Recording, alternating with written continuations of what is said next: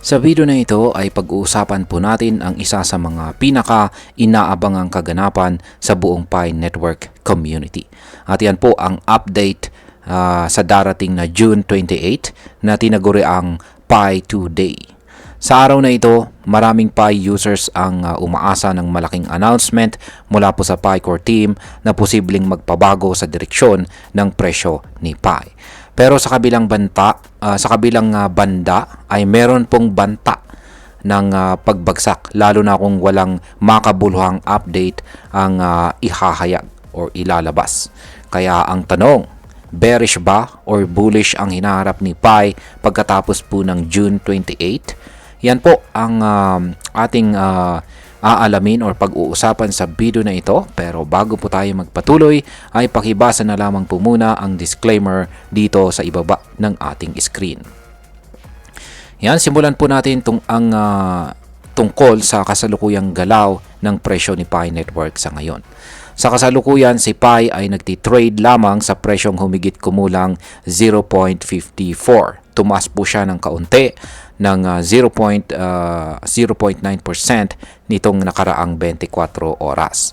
Ngunit kung titingnan natin ang mas malawak na galaw nitong mga nakaraang linggo at buwan, bumaba siya ng higit 12% sa loob ng isang linggo at halos 29% naman sa isang buwan.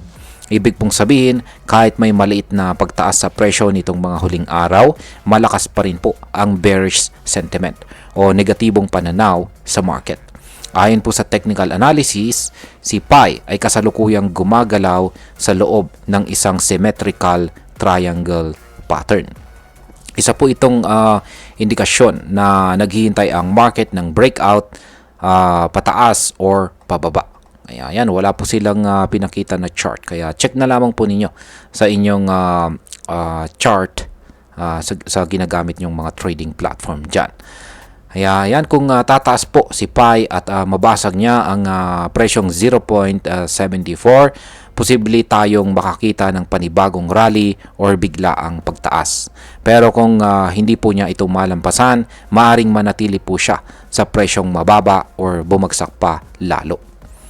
Ngayon ay ano po ang epekto ng token unlocking naman ngayong June at saka July. Ayan, ang token unlock. Isa po sa pinakamalaking bantang kinakaharap ngayon ni Pi ang tinatawag na token unlocking. Sa madaling salita, ito po yung panahon kung kailan malaking bilang ng Pi tokens ang papasok sa market. At ito ay inaasahang mangyayari ngayon pong June at saka July. Kapag marami pong bagong token ang nailabas at wala pong sapat na demand or buyers, babagsak po ang presyo dahil sa sobrang supply. Isipin mo na lang, parang palengke na puno ng kamatis pero kakaunti lang ang gustong bumili. Siguradong babaratin po ang presyo para mabenta lang. Bukod pa dito, may indikasyon na tumataas ang mga wallet balances. Yan, yung mga balances ng mga wallet sa mga exchange platforms. Na ibig pong sabihin ay maraming Pi holders ang naghahanda na pong magbenta. Kapag nagsabay-sabay po silang magbenta, malaki ang posibilidad na bumagsak si Pi sa presyong mas mababa pa sa 0.40 or 40 cents. Ngayon ay balikan po natin ang Pi 2 Day ngayong nalalapit na June 28. At bakit po ito mahalaga? Ang Pi 2 Day na gaganapin po sa June 28 ay isa sa mga pinaka-importanting araw para sa buong Pi community. Dito, inaasahan ng marami na maglalabas ng major update ang Pi Core team, lalo na tungkol sa tinatawag na GCV or Grand Community Vision. Ang GCV ay ideya mula sa community na nagsasabing ang isang Pi ay dapat katumbas ng $314,159. Isang napakataas at halos imposibleng halaga kung iisipin natin ang kasalukuyang presyo nito. Kung sa araw po ng June 28 ay may solid announcement tungkol po sa GCV o kaya ay tuluyang pagbubukas ng mainnet, yan, ang fully open mainnet. Sa mga hindi pa nakakalam dyan ay partially open pa lamang po ang mainnet ni Pi Network. At ang inaabangan po ay yung fully open mainnet nito. Kaya yan, kapag kung sakaling nagkaroon po ng fully open mainnet sa June 28 ay maaari pong magdulot ito ng massive pump sa kanyang presyo.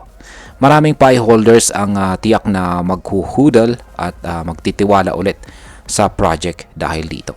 Pero kung wala pong sapat na announcement o kung paulit-ulit lamang ang sinasabi ng PAI Core team na under construction pa rin, baka ito na ang huling patak ng pasensya ng mga users. Pwedeng mawalan ng tiwala ang community at mag-uunahan na po silang magbenta.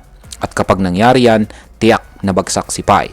Posibleng bumaba pa ito sa ilalim ng 0.40, yan, kung saan ay ang kanyang pinakamababang presyo. Ngayon ay ano naman po ang sinasabi ng mga analyst tungkol sa hinaharap ni PAI. Ngayon, ayon po sa ilang market analyst, si PAI ay kasalukuyang nasa delikadong yugto.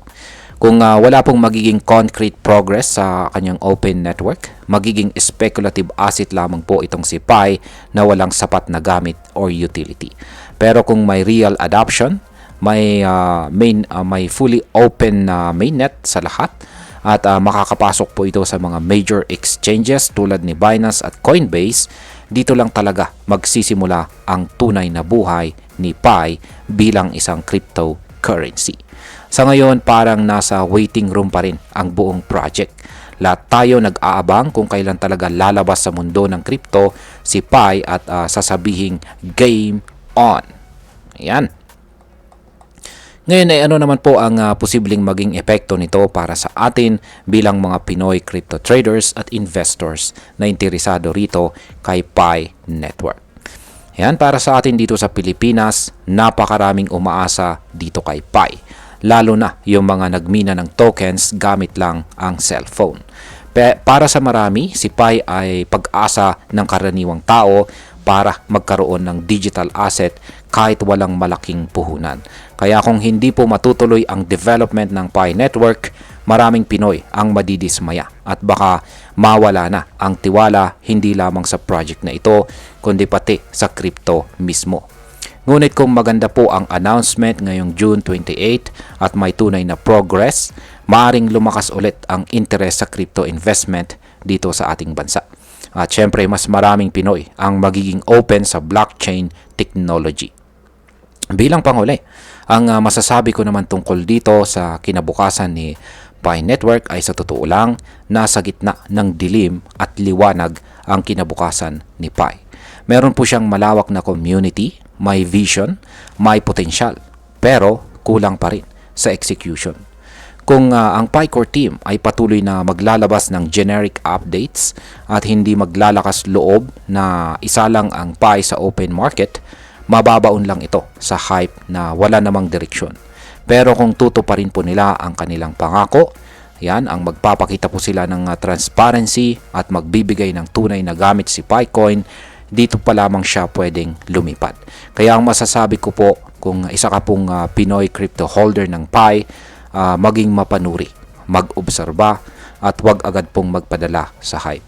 Wag din po tayo magpanik kung bumaba ang presyo. Lahat ng crypto ay may pinagdadaanan, pero ang mahalaga ay may direksyon. At ayan, hanggang dito na lamang po tayo sa video na ito mga ka-crypto. Marami pong salamat sa panonood. Ingat po tayo lagi at God bless po sa ating lahat.